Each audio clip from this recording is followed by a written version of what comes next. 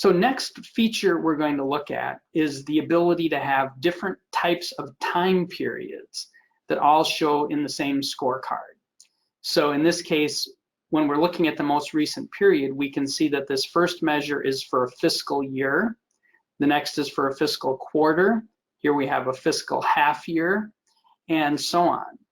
And this is fairly unique. A lot of reporting systems and dashboards were built assuming that you were doing a report, say, at the end of each month or the end of each quarter, and all of the measures need to be for that same time period. And that is not very effective when you're dealing with a lot of the different strategic measures that are different time grains, is what we call this, or that come in at different time, different delays. Some cases, the data is available immediately at the end of the quarter or month or year. Other cases, you have to wait quite a while before that data is available. And with a more traditional system, you're waiting and waiting until you publish the report. But by that time, some of the data is very old and people have gone elsewhere to find it. In this case, this becomes the go-to system because as soon as data is available and updated, it shows it, and it can be for different time periods.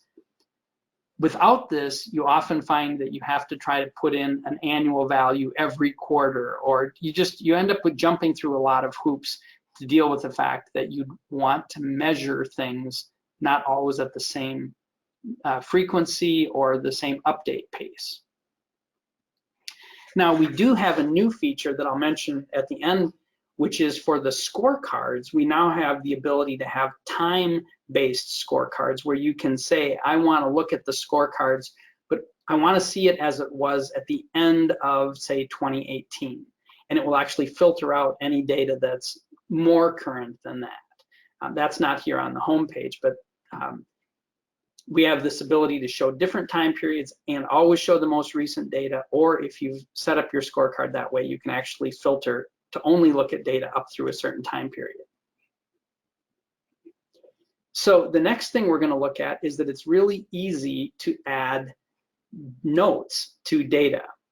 So here we're looking at, for the women, infant, and children, the number of clients receiving high-risk counseling via telehealth. And if I look at that chart and I can see here was our target, wow, we were way below our target.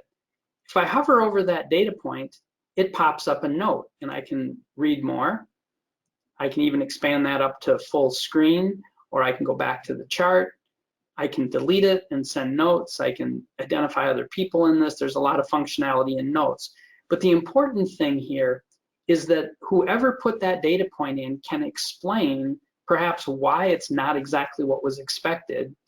And anyone else who cares about that doesn't have to make a phone call. It's documented and it becomes part of sort of the organizational memory. So that's really valuable to be able to add those notes. And we'll see later more some of the functionality around that.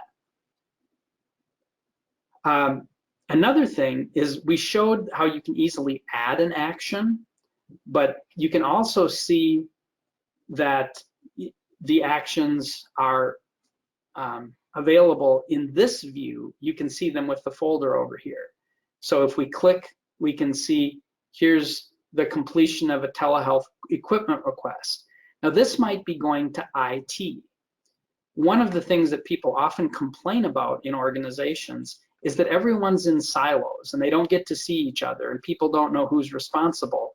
But the reality is there's a lot of dependencies, people who might be dependent on IT to do something.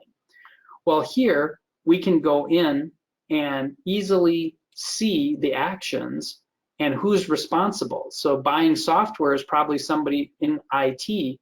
This is going to show up on his home page as something that's assigned to him and show up probably in his department's actions. But here it's showing up in the Babies Can't Wait program because it's something that involves their program. So it's hard to do this if your tracking is just in a spreadsheet and there's only one way to look at it. And if somebody else has their tasks, you don't get a chance to see them or update them.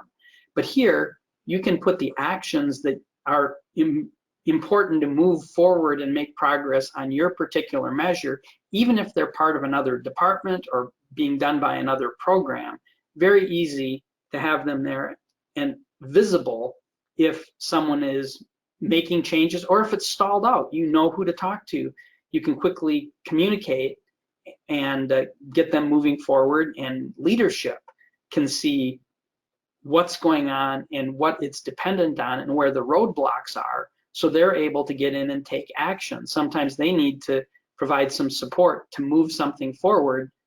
So if you're dependent on them, you're going to be successful, because now it's going to be clear that they're sort of the bottleneck and people can move that forward. So that really creates a mutual accountability and a teamwork, versus everyone being in their separate silos and things not happening because it's out of their control and they don't have visibility into other people that they depend on.